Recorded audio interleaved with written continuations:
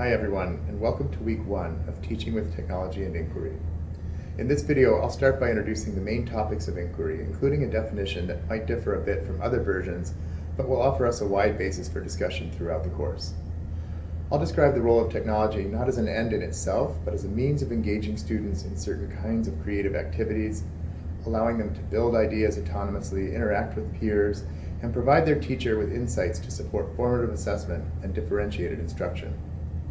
Formative assessment is where the teacher learns something about what the student knows, not as a way of evaluating the outcome of the instruction, but as a means of further tailoring instruction that responds to the student as an individual. This allows for differentiated instruction where the teacher can essentially provide a unique learning experience for every student that responds to their specific needs and abilities. Without technology, these methods could be out of reach for many teachers, and even with technology, they could be challenging.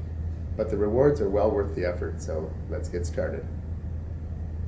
To begin, I want to say a few words about the important history of research about inquiry learning and why it's increasingly relevant to today's climate of schooling.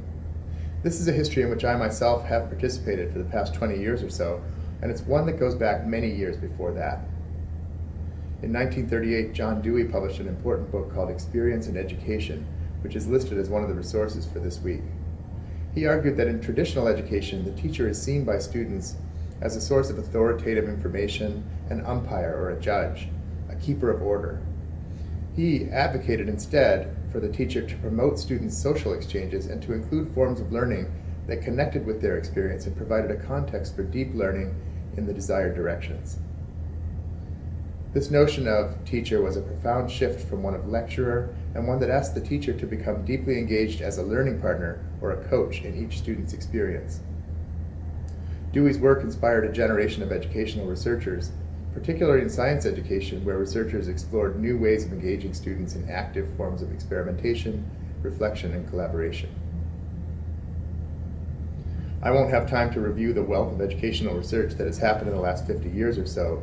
That could be a great topic for a MOOC in its own right. But I wanted to make sure to point out just how much research has explored this kind of teaching and learning. There are entire journals and conferences dedicated to inquiry-oriented designs. Each year at the annual conference of American Educational Research Association, a large number of sessions are dedicated to this topic. The European Association for Learning and Instruction has several special interest groups that are focused on inquiry. Many of the research studies of inquiry have naturally tended to use technology as a way to provide new forms of support for students and teachers. It's not easy to engage students in rich experiences, close collaborations with peers, and individual mentoring. Technology can help. There have been hundreds of studies over the years where technology supported students as they collected and analyzed data, developed their own models, explored simulations, played games for learning, used smartphones to capture their experiences, and connected with peers online and face-to-face. The results of these studies have been deeply digested by the research community, and we continue to make progress and reflect in our own right about the most effective and engaging designs for technology-enhanced inquiry. Meanwhile, educational policymakers and visionaries have described our movement into a new technological age, sometimes called the 21st Century Knowledge Society, where citizens and members of the workforce are increasingly challenged to solve new kinds of problems, collaborate deeply with peers, develop their own arguments, critically evaluate an ever-changing array of resources, and learn to use new technologies on a regular basis. It's been argued that schools must prepare students for this society, emphasizing the need for 21st century skills and competencies. In this new millennium, students need to be prepared as lifelong learners and critical users of information, including vital experience with using technology for purposes of problem solving, resource gathering, social networking, and collaboration. All the while, though, teachers remain responsible for addressing the required content expectations. So any design for inquiry with technology must ideally help students to deepen their understandings of topics and must fit within the traditional culture and context of schooling. For this course, I'll define inquiry as a curricular activity or sequence of activities where students are engaged as autonomous learners, critical thinkers, problem solvers, or designers, ideally in collaboration and exchange with peers and teachers. The topics of the inquiry should be important or central, not peripheral to the broader course, and perhaps even topics that are known to be challenging ones.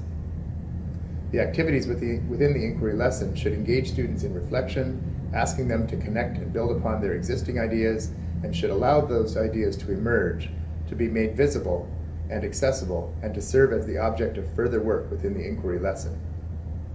Students will typically develop some artifact, whether it's a design, an argument, a model, or a wiki page that they co-author with friends, and this artifact will serve as an important assessment of student progress. This definition is broad, but it's consistent with the constructivist perspective about learning, where the role of the teacher and any instructional materials is to help students work with their existing ideas, reveal inconsistencies, build on their personal experiences, and connect ideas into more coherent understanding. A role for technology in such learning is to scaffold or support students. For reflections, a computer-presented notebook could pop up a carefully worded reflection prompt, supporting students to extend and apply their ideas, and sending those ideas to the teacher or logging them into an online portfolio. Technology could help students to make their ideas more visible through drawing tools, concept maps, or other forms of visualization. It could serve to collect and aggregate student ideas within a wider social network, using Web 2 technologies like Twitter, Wiki, Pinterest, Google Docs, or any other form of social knowledge building.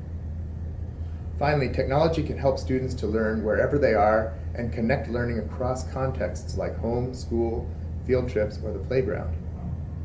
Teachers can ideally add inquiry in reasonable or realistic doses, picking specific lesson topics where an inquiry and technology approach could engage students in productive interactions, reflections, and knowledge building.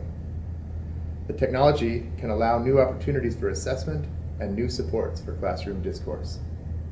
In one example of inquiry that we'll see next week, a UTS physics teacher is using an off-the-shelf technology called Nearpod, where students share their drawings of electric circuits and open responses to qualitative physics problems. Nearpod allows the teacher to collect all student responses into a visible classroom set, so he can show specific examples, engage the students in discussions, and develop his own sense of what understanding students are bringing with them into the lesson. In another design, 3 UTS teachers asked their students to collaborate across 5 class sections of a high school biology course during a physiology unit to create a wiki about human diseases, organized into 3 sections about respiratory, circulatory, and digestive diseases.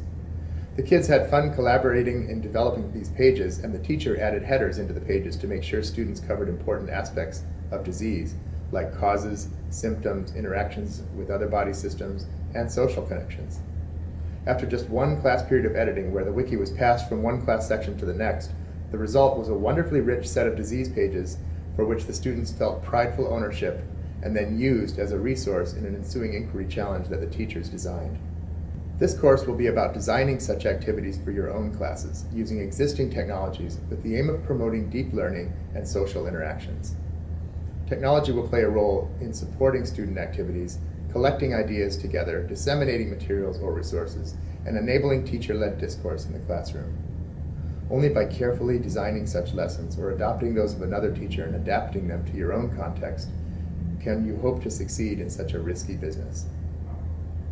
There are many challenges, and we'll do our best to help you understand those and to reflect on how you can respond to them. First and foremost is an issue of depth versus breadth. Most teachers are asked to cover a very large amount of curriculum content, leaving them very little free time within the curriculum. But inquiry projects are time-intensive, usually asking students to apply and investigate a topic, develop their own designs or ideas, and exchange with peers. This can take several class periods at minimum, and teachers need to understand the value or trade-off of such a depth approach while dealing with the pressure of covering a breadth of topics. Another important challenge is the need to manage the classroom and support all students during such activities. This process can be much more complex than traditional lecture or lab activities, with much more that could go wrong, opportunities for students to get distracted, or even risks of exposing them to harmful content or persons on the internet. This course will address such concerns and help you be ready for them. It is important to point out that there are many different versions or interpretations of inquiry. While we're not going to get into the whole range of those definitions here, but we have collected some supplementary resources that discuss some of the cross-cutting themes and common features of inquiry-based approaches. We also recognize that inquiry varies a lot from one instructional topic or domain to another. In science, inquiry entails working with conceptual problems, designing experiments, and critiquing arguments. But in mathematics, it may be more focused on finding connections to the real world, patterns across problems, or applications of problem-solving techniques. In the arts and humanities, inquiry will look quite different still. But in all of these domains, I would emphasize the basic ideas I described earlier in this video, that inquiry should engage students in building on their prior experiences and ideas, connecting ideas, reflecting, and collaborating. We will emphasize the role of the teacher as an experimenter, actively exploring curriculum and learning about their students. This often means running an inquiry lesson several times, making small changes and adjustments to really get it right. We'll help you think about curriculum design, either by doing it yourself as part of a small team or by critiquing others' projects. We want you to learn how to think about inquiry as a means of developing formative assessments. And we hope you can learn to be a creative consumer of the technologies that are out there in the world, taking them from off the shelf, borrowing designs from your peers, and using even simple tools like Microsoft Office in creative new ways. Mostly, we hope you can learn how to transform your classroom into an active learning environment where students interact with peers, investigate problems, design solutions, and transform their understandings, with technology serving as a means of support and productivity. I'll end here and leave you to go to the next two videos. First, Rosemary Evans from UTS School will introduce her own perspective as a practitioner and school leader. Then, Jennifer Howell, a new teacher at UTS, will be highlighted in a video case study where she adopts an off-the-shelf inquiry lesson from the WISE platform and adapts it to her own course.